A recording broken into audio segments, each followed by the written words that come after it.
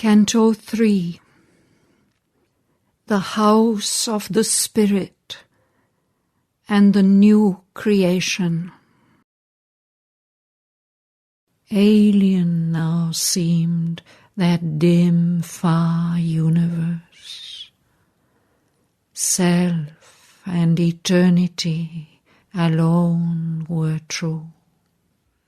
Then memory climbed to him from the striving plains, bringing a cry from once loved, cherished things. And to the cry, as to its own lost call, a ray replied from the occult supreme. For even there the boundless oneness dwells. To its own sight unrecognizable, it lived still, sunk in its own tenebrous seas, upholding the world's inconscient unity, hidden in matter's insentient multitude. This seed self, sown in the indeterminate, forfeits its glory of divinity, concealing the omnipotence of its force, concealing the omniscience of its soul. An agent of its own transcendent will, it merges knowledge in the inconscient deep.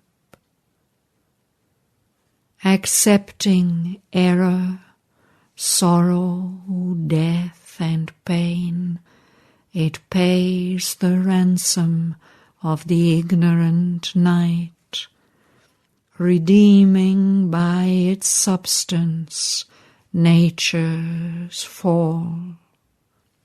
Himself he knew, and why his soul had gone into earth's passionate obscurity to share the labor of an errant power which by division hopes to find the one. Two beings he was, one wide and free above, one struggling, bound, intense, its portion here. A tie between them still could bridge two worlds. There was a dim response, a distant breath. All had not ceased in the unbounded hush. His heart lay somewhere, conscious and alone, far down below him, like a lamp in night. Abandoned it lay, alone, imperishable, immobile with excess of passionate will. His living, sacrificed and offered heart, absorbed in adoration mystical, turned to its far-off fount of light and love. In the luminous stillness of its mute appeal, it looked up to the heights it could not see. It yearned from the longing depths it could not leave. In the center of his vast and fateful trance, halfway between his free and fallen selves, interceding twixt God's day and the mortal's night, accepting worship as its single law, accepting bliss as the sole cause of things, refusing the austere joy which none can share, refusing the calm that lives for calm alone. To her it turned, for whom it willed to be.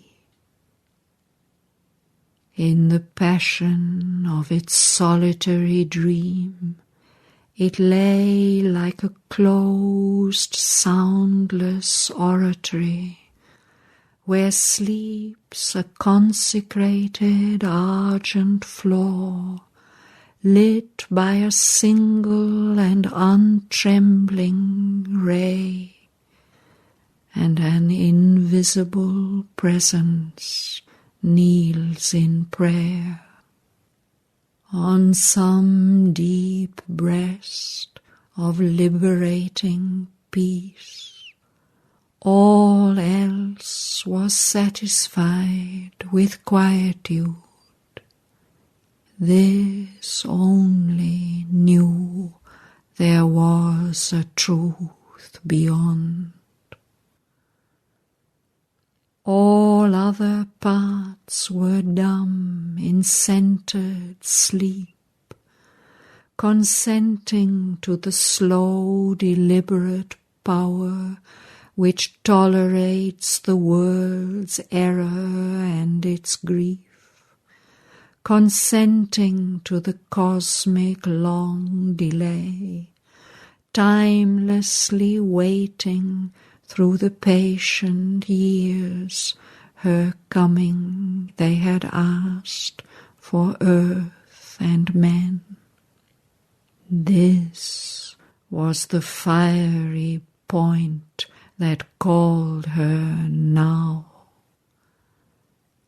Extinction could not quench that lonely fire.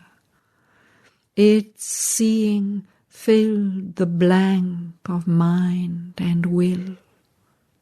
Thought dead, its changeless force abode and grew, armed with the intuition of a bliss to which some moved tranquility was the key.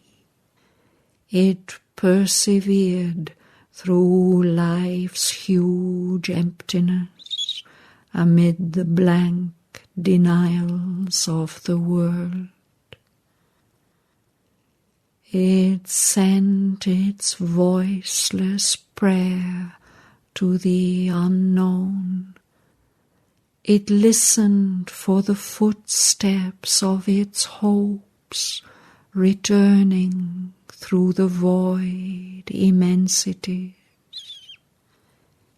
It waited for the fiat of the word that comes through the still self from the Supreme.